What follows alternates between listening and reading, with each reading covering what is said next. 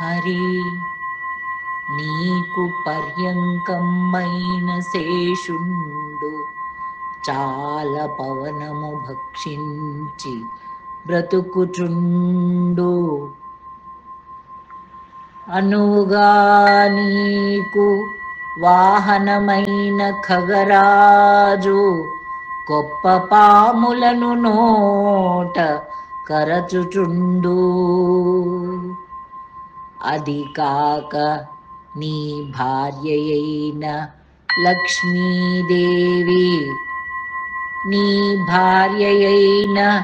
లక్ష్మీదేవి దినము పేరంటంబు దిరుగుచుండు.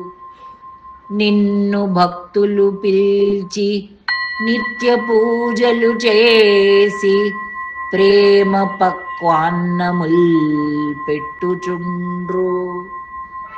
స్వస్థముగ నీకు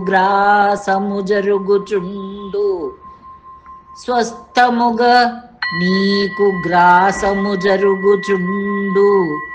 కాసు నీ చేరిదొక్కటైన కాదు వ్యయము. భూషణ వికాస శ్రీధర్మపురి నివాస దుష్ట సంహార నరసింహ దురిత దూరా.